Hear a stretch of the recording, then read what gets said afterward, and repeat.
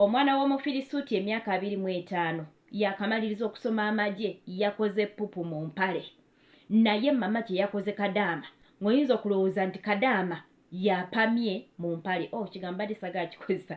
Ng'oyinza okulowooza Kadaama yakoze pupu mu mpale. Tugenda kweyongerayo ne story eno naye obanga tokubangako ku kyeyo oyinza obutategeera bulumi bwa mwana muwala ono bw'ayina. Naye nsooka okubanirizaako abalabi bange abalungi. Mbanirizaako wano ku YouTube channel amanya Maggie nga bulijjo. Mwasuze mutya, mwasibye mutya. Bannange mwebale kubanga ate mugoberera mwena ababeerako n'owaayo obudde n'ogamba video za Maggie ngenda kugiraba mukwano okola kyattendo. Ate gwagiraba mukwano no likinga no commentinga oba oliawo nobeerako n'omuntu omulala gw'oyita oba n'omusharingirako akavidiyo kano oba okoze kyattendo nnyo. Omupya eyakatweyungako olunaku olwaleero nga gwe mulundi gwe ogusoose nga gwe obadde otambula n'ogwa bugi ku channel eno mukwano. Channel eno tuyisaako ebifa mu kyombo ky'abankuba kyeyo. Oba Sekadaama oba Kadaama byonna ebikwatagana ku bankuba kyeyo oba ogenda kubisanga kweno channel.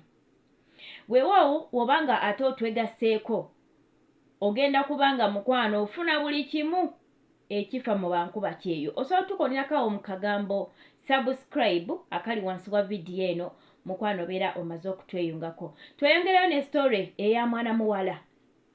Kadaama olunaku olwaleero azze mu inbox yange ng'akaaba amaziga ng'ayina obulumi okusinziira ku kyamutuusiddwako olunaku lw'eggulo. Yaŋŋambye nti omwana omulenzi wa myaka 25 yakamaliriza okusoma amagye. Yagenze n'akola pupu mu mpale. N'azingazinga empale n'agiteeka mu kisero ekibeeramu engoye eziddugala. Nti ennyumba n'eryoka ekyuma. Omanyi kati bali mu bisiibo bazuuka mu ssaawa 8-7 ennyumba ng'ekyuma. Mama n'alyoka ayita Kadaama ennyumba ewunya tewagirongoseza. Kadaama ne bamukuusa ennyumba n'alongoosa ennyumba. N'alongoosa toyo emirundi ng'emeeka bamugamba yiwayo kino yiwa yalongoosezza ennyumba emirundi n'emirundi. Ennyumba ng'esigala ewunya. Ne bakebera wonna nga tewali kiwunya. Ne batuuka okugamba Kadaama genda onaabe. Kino ekiba tekikutuukangako omuwarabu n'akugamba genda onaabe. Mukwano oli lake. Buli ekiwunya Kadaama gw'obeera owunya. Nga mukazi wattu anaaba. Kati agamba olunaku olwaleero agenza okuggyayo engoye agenda ayoze. Apangulula engoye aggyemu enjeru aziteeke zokka nga mwana mulenzi kye yakoze mu mpale nga bw'ogiraba mu katambi awo. Omwana ngambye ensose n'entuula n'empulira nga nzijudde n'enjagala oba nkwate ekiwale kino kitwalire maama we. Angambye ndowoozeza ebintu bingi kati wajjidde mu kabokisi kange nga mbuuza nkole ntya. Nangamba mpulira obusungu ku kye bankoze olunaku lw'eggulo. Ne batuuka n'okulowooza nti nze awunyisa ennyumba nze empunya ne bangamba ngende naabe. Nangamba kumbe ng'ogulenzi ogusajja gukulu musajja w'amagye mulamba ye yapamye mu mpale. Nangamba mpulira njagala nkwate empale eno ngende ngitwalire maama we. Ne mugamba nkubuulire kuba zze wange ng'anoonya magezi. Ne mugamba ozze wange ng'onoonya magezi mukwano nkimanyi obulumi bw'oyitamu era nsobola okukitegeera kuba nali mbaddeko omukozi nga ggwe. Ne mugamba ekiba nga kyabaddewo yesterday nga kyayise kireke. Ne mugamba naye gwe ky'oba otakola kimu toyoza mpale gikwate gisuule mu kasasiro gw'osirike. Next time singa kinaddawo okwapeningawo ennyumba neddamu neewunya oddukanga mangu n'oyiwa engoye nga nennyina wali n'osooka n'okeberamu olabe obeera Steve yazzeemu n'akola ki? N'akola ddate mu mpale.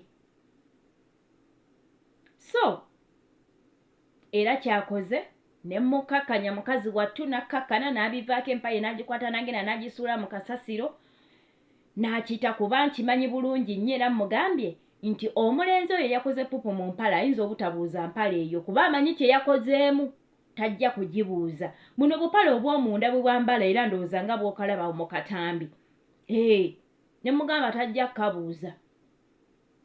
Gwe kasuule mu kasasiro osirike. Oleme kwoza ddate wa muntu mukulu. Era naye kyakoze. Kaakati lwaki ndeese vidiyo eno wano okugikola? Bino ebintu ojja kubisanga ggwe atannaba kubanga okuba ekyeyo. Ojja kugenda otuuke ewaka omusajja omukulu agenda akola eddate mu mpale owulire nga kikulumya ennyo ogambe yi. Oba oli awo otuuke n'okusuulawo omulimu lwa musajja mukulu kupama mu mpale. Mukwano, ebyo bisangibwa bannaffe gye bakolera. Naddala mu nsi ez'Abafirisuuti.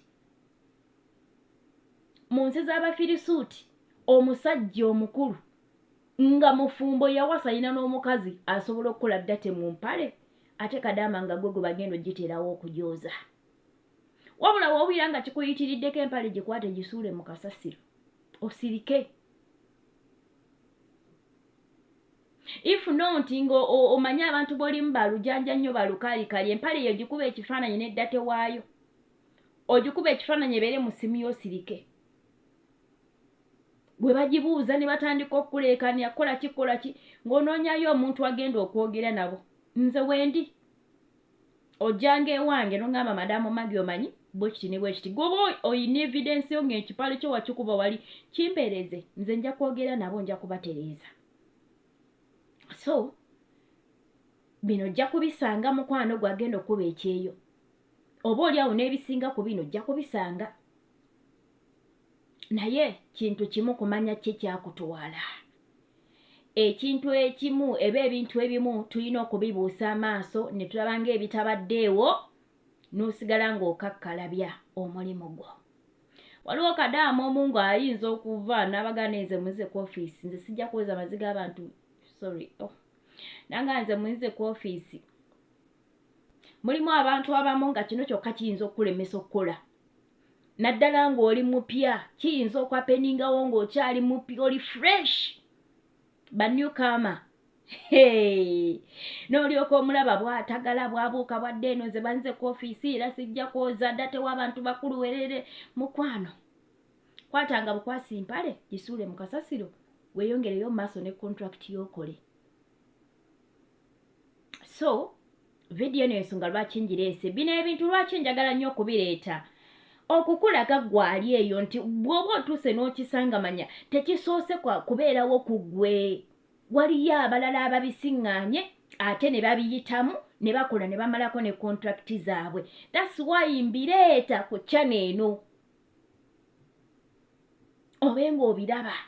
Kwegamba gwali e Uganda ng'oweeteekateeka okutambula ogenda ku kyeyo obeera okimanyi nti sawa yonna nnyinza okusanga ekirunzi nnyinza okusanga ekibi naye ogenda kikwasaganya otya. Mulimu ebintu ebimu ebitagenda tulemesa kukola. Mulimu ebintu kati boosa ayomba tagenda kulemesa kukola. Era nze omuntu ajja n'angamba nze njagala kudda ku ofiisi kubanga boosa ayomba nkulabira ddala nga ggwe atamanyi kyakutwala kukola. Kubanza omuntu ng'oyomba ng'ompa ekyokulya esooka kya byonna olina okugejjesa omutwe. Mu nnyumba y'Omuwarabu olina okugejja omutwe. Lwaki ogenda gejja omutwe nti bino byonna bijja bikuyitako buyisi. Bw'abanga akusasula, bw'abanga akuwa emmere n'olya, bw'obanga weebakira mu budde ebisigadde bikuyitako buyisi. Kubanga mulimu omuntu nga ye nga yatondebwa nga wa mumwa nga togenda kumukyusa. Okuleka ng'obadde muntu musabi, ng'oli musabi, ng'ogenda kusaba. Ogambe Mukama oyo yatugamba nti emitima gy'abakabaka giri mu ngalo ze. Oyaddira emitima egyo egikaluba egiringa ejjinja n'agifuula ennyama n'agigonza. Omugambe Mukama ono boosi wange musibe akamwa. Nina omwana gwe nagamba okukola ekintu ekyo ne mugamba tandika okusaba osabe Mukama asibe boosi wa akamwa. Buli lw'anaayagala ng'okuyomba abenga ayatula akamwa nti agenda kuyomba ng'asirikira awo. Omwana nakimuyigiriza n'asaba essaala yaŋŋamba omukazi gye yasirikira teyaddamu kati alaba mulaba atuna mutunuulire tulina Katonda kati mulimu ebintu nga tekigenda kusuzawo mulimu ebintu nga tekigenda kuzisa ku ofiisi